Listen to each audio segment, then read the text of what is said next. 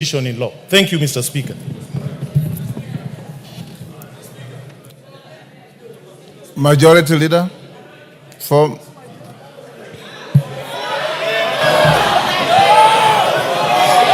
Kimani Ichungw'A. Thank you. Kimani Ichungw'A will speak. Thank you, Honorable Speaker. Ichungw'A will speak.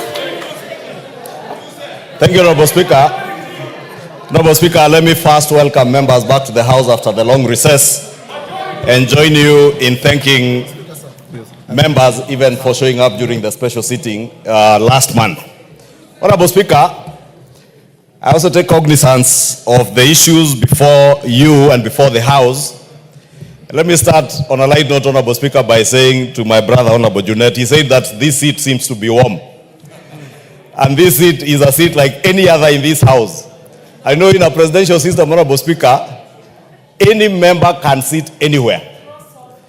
And if the Honorable Junet feels this seat is warmer than his, we must make sure that we warm Junet's seat wherever he sits so that he feels the warmth of the House. Honorable Speaker, the matter before us is a straightforward matter. And I want to agree with many of the things that have been said, including what the Honorable Karoli Omondi has just said, that the import of this court ruling has nothing to do with past decisions of this House over the last 2 years. Because decisions of the House, whether it is legislation, whether it is approvals that we make, are not made by a party. Neither are they made as business owned by the leader. Order, Bensouda. You can't just dash across the floor like that. Order.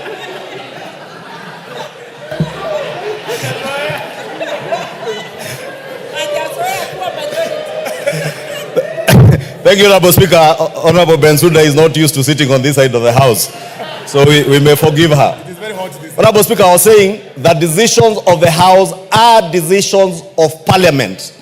That is why when we move a bill, a government bill, moved by the leader of majority, when it is approved by the House and enacted as law, it becomes an act of Parliament, not an act of the leader of majority or an act of the government of Kenya. It becomes an act of Parliament. And therefore, all previous decisions made by this House have been decisions of the House, and the House subsists as it were on the 9th of August 2022 as it is today, Honorable Speaker, with the unfortunate loss of one or two of our members who have lost, one through a by-election and one by passing on. Honorable Speaker, we also have a very good constitution, Honorable Speaker. And as much as I respect the decision of the court, I completely disagree with the court in many aspects, and some of which have been touched on. I do not want to dwell on to them, Honorable Speaker. But the question that we need to ask you, Honorable Speaker, and ask ourselves, what is it out of the 34 prayers? Honorable Speaker, there is a lot of loud consultations behind me. Order, members. Also, Honorable Speaker, the gentleman who went to court with a total of 34 prayers before the court. Amongst those prayers was a declaration by the court that the Azimio coalition be declared as a majority party and the leader of the Azimio coalition in Parliament be declared as the majority leader in the House. The court declined to give that declaration or that ruling. The only ruling out of the 34, Honorable Speaker, that was given by the court was to annul your ruling of October 2022. And the import of that annulment, Honorable Speaker, when they said that they found it to be unconstitutional, null and void, the import of that is we go back to the status quo as at 9th of August 2022. It's called status quo ante. Status quo ante, Honorable Speaker. You know, I'm only an accountant, I'm not a lawyer, Honorable Speaker.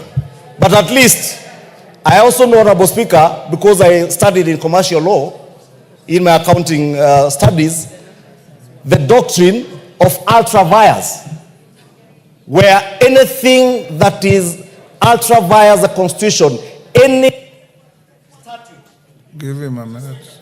any statute, Honorable Speaker, or any act of parliament that is inconsistent with the Constitution is null and void to the extent of that inconsistency.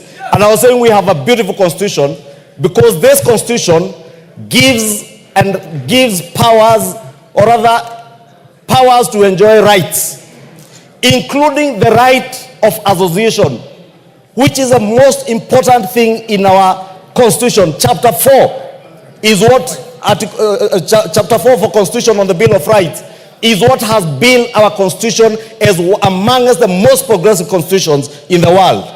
Therefore, the members, the 14 members in question, Honorable Speaker, from UDM, PA, MDDG, MCCP, enjoy certain rights that not an act of parliament can take away from them, including the right to associate. No court, no law can tell the member for Ugenya, MDDG, that he must remain in Azimio. There is no court, no act of parliament, including the Political Parties and the Political Parties Coalition Act that was acrimoniously passed in this House at the tail end of the last parliament, can force the 8 members of UDM to associate with Azimio. That cannot happen, Honorable Speaker, and that is why, to a large extent, I disagree with the court, because those 14 members enjoy certain inalienable rights to enjoy their rights of association, to associate with the political coalition they desired. And they told us here, Honorable Speaker, letters were tabled, including letters, Honorable Speaker, that I have seen from the Register of Political Parties, ascertaining that MDDG, UDM, PA, Maendeleo Chap have left Azimio.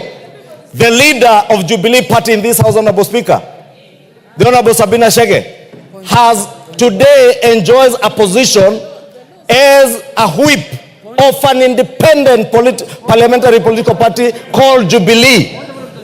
On that basis, Honorable Speaker, Jubilee then cannot and shall not and shall never be counted as part of Azimio.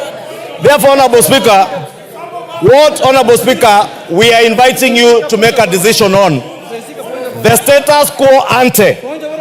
On status quo ante, Honorable Speaker, it is up to you as a Speaker to now make a fresh ruling, since you are ruling.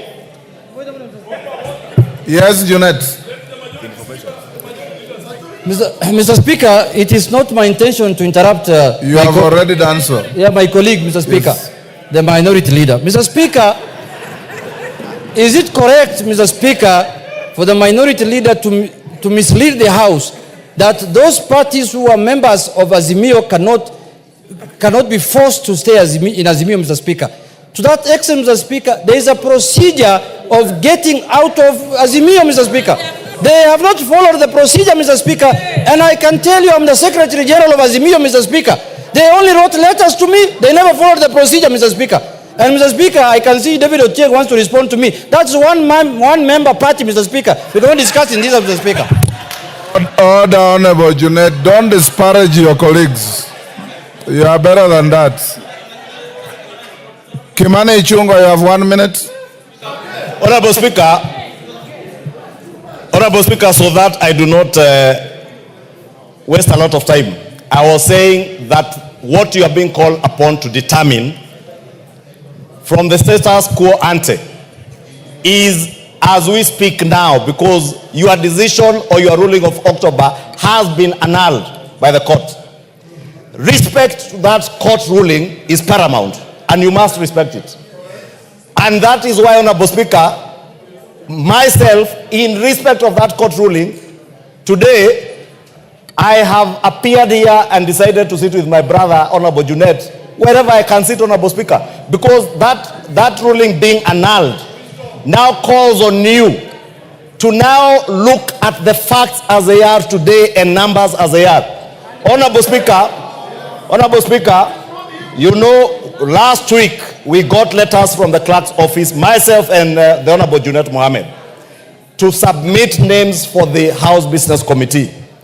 And it is important to note, Honorable Speaker, that both of us have since submitted names to the House Business Committee, names which appear on the order paper today, both from the minority side and from the majority side, Honorable Speaker. And when we did that, Honorable Speaker, we were cognizant, because we did the letters, some as late as yesterday, of the court ruling. I therefore want to ask you, Honorable Speaker, as you make your decision on this matter, to look at all the facts as they are. The 14 contentious slots in Azimio, and I agree with Honorable Junet, there was a process of getting out of Azimio. That process, has it been followed?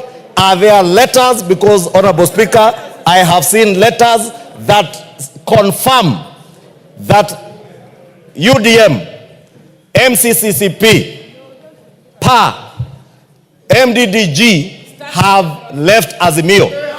The Honorable Sabina Chege, Honorable Speaker, I am speaking about the letters, Honorable Speaker, that I have, which I will table before the House, Honorable Speaker, because I have copies in the office from the Registrar of Political Parties.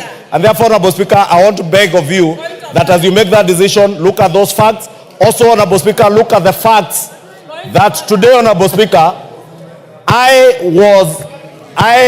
the Honorable Osoro did submit a letter to you on my nomination and election as a leader of majority in September of 2022, signed and assented to by over 171 members of this House. The Honorable Junet Mohammed, late last year, after the Honorable Pio left, did submit the whip.